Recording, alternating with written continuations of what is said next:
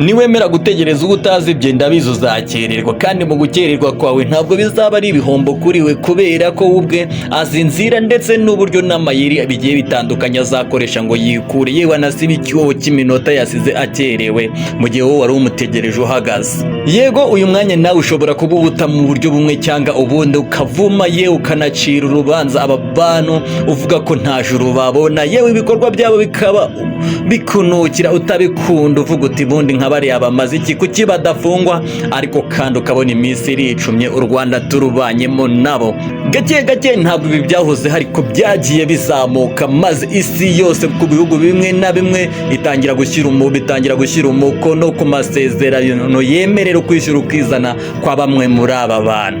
Gushyiraho umukono no kwemerera no guha ububasha aba bantu rero ntabwo aribyo byatumye isi yose ihaguruka ngo ibyemere, kuko hari ibihugu byabyamaganye yewe n'ubu bikibyamagana. Ariko kandi muri uko kwamagana ibi bihugu byahisemo kwamagana, usanga bibayeho nabi mu buryo bumwe cyangwa ubundi, bizira ko byanze kwemerera aba bantu kuba bishyira bakizana nk'ikiremwa muntu muri rusange. Bibiliya kandi ivuga ko ibi bikorwa bya hato na hato birimo bisa naho byerekeza ku irangira ry'isi, birimo ubutinganyi, uburaya ndetse n'ibindi bigiye bitandukanye, birimo n'ubwicanyi. Bibiliya yagiye ivuga ko bizagenda bibaho yewe bikanahabwa intebe ubwo tuzaba turi gusatira ibihe by'imperuka.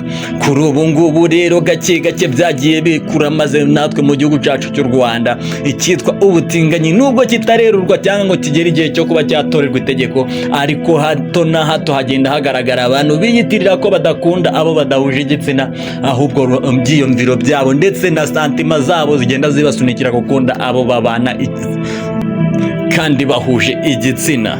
Ese uku kwididembya no kwishyira ukwizana kw'aba bantu bakomeje kugenda batangaza ko bo bakunda abantu badahuje nabo igitsina kuzagarukira he? Ese hari igihe kizagera bibe byahabwa umurongo bakurikiranwe cyangwa bahanwe, cyangwa ni uburenganzira bwabo nk'ibisanzwe? Nizere ko bamaze gukora subscribe ngo nze nkubwire byinshi kuri aba bantu bakomeje kugaragara yewe mu ruhame banatangaza ko bakunda cyane abo bahuje igitsina kurusha uko bashaka abo badahuje igitsina. Birumvikana nicyo bita ubutinganyi ndetse n'uburezi biyene. Ndaje ngo tubive muzi tubigere imuzingo. am the Hora One present kuri Hora TV4, kora subscribe tubikore. Ku itangiriro byagaragaye umugabo bita Eric Semuhungu. Uyu Eric Semuhungu ni umwe mu bagabo bo muri iki gihugu cy'u Rwanda bagaragaye yewe banahitamo kuba basezerana, no kuvuga ngo gusezerana ku bana n'umugabo mugenzi we.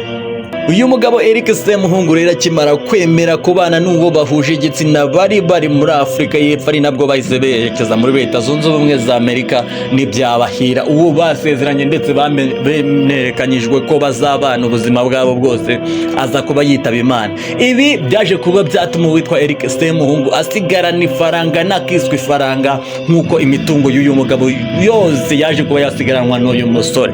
Ibikorwa birimo gufata ku ngufu, guhatiriza ndetse n'andi makosa agiye atandukanye byatumye uyu musore Eric Semuhungu aza kwirukanwa muri Leta Zunze Ubumwe za Amerika. Maze muri uyu mwaka wa 2023 uwitwa Eric Semuhungu atesesekara i Kigali. Akigera i Kigali benshi bari biteze ko hari imyitwarire n'imyifatire idahwitse ishingiye ku gusambanya abo bahuje igitsina yahinduka, gusa kuri ubu ngubu nta kiramutangazwaho. Ku rundi ruhande kandi DJ Brian turamuzi cyane. Uyu ni umu-DJ, umwe mu ba-DJ beza muri uru Rwanda arakora. Uyu we ntabwo abikekwaho, ariko kandi hafi aho ngaho hari inshuti ye nta yindi yitwa Tasha, aho ku mugoroba wo kuri uyu wa mbere Ukuboza yeruye n'umunwa we avuga ko Imana igomba kubababarira ndetse na rubanda ntibabahe urw'amenyo babahora ko badakunda bo badahuje igitsina, ahubwo bumva umwanya wabo munini ndetse banabana nabo bahuje igitsina gusa.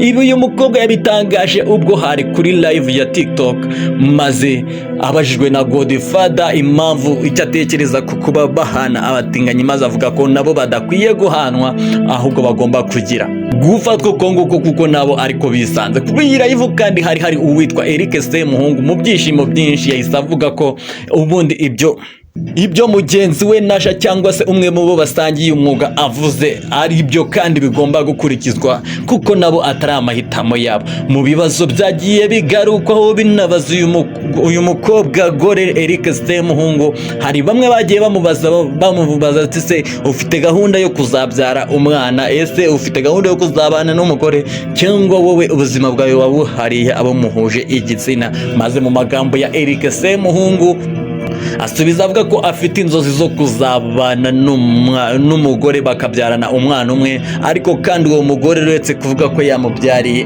nta kindi kintu azaba amwitezeho nk'uko bigenda bivugwa n'uyu mugabo Eric Semuhungu. Yego muri iyi mihanda kandi ntabwo nabura kukwibutsa ibyasaga zimaze iminsi muri showbiz na entertainment nyarwanda, aho uyu mugabo Eric Semuhungu yashwanaga n'umukobwa ndetse n'umusore uri aho ngaho w'umu content creator n'umwinfluencer mwiza, turamwibuka, yitwa DJ Benda cyangwa se General Benda. Uyu General Benda rero kuri mikoro we yatangaje ko ikintu gishobora kuba cyaramutandukanyije n'uyu musore kandi Eric Semuhungu hashobora kuba harimo uko uyu musore Eric Semuhungu yaba yaragerageje kuba yamwaka, no kuvuga kumusaba ko baryamana, kandi wibuke bahuje igitsina, maze DJ Benda aramuhakanira, yewe anamubwira ko ibyo bintu bidashoboka. Igikomeje kuba urujijo mu matwi y'abantu bose rero nuko nyuma yo gutangaza ibingibi uwitwa DJ Benda yagaragaye asaba imbabazi Eric Semuhungu, avuga ko yahubutse, yewe akanabivuga n'uburakari, ariko kandi muri rusange intego kutari ugusebya uwitwa Eric Semuhungu. Rubanda rero mu kuvuga yawe baravuga burya wa muhungu ni umusore ni umutinganyi by'ukuri, maze na DJ Brian mu kuba yamubaza byinshi ngo amenye neza niba ari umutinganyi, aramubwira ati burya Eric Semuhungu tubwire wagerageje gusaba DJ Benda, maze Semuhungu nawe mu kumusubiza amusubiza agira ati burya ntabwo uwo musore nigeze musaba, kuko buriya yewe njya ibiryo niteguriye, ntabwo ndya ibyo mbonye byose. Yego iki gisubizo cya Eric Semuhungu cyumvikana neza, yewe kikanumvikanisha ko atahakanye ko ari umutinganyi. ni ukuvuga yavuze ko nubwo ari umutinganyi atingana n'abantu b'abasirimu batari ku rwego rwa DJ Benda.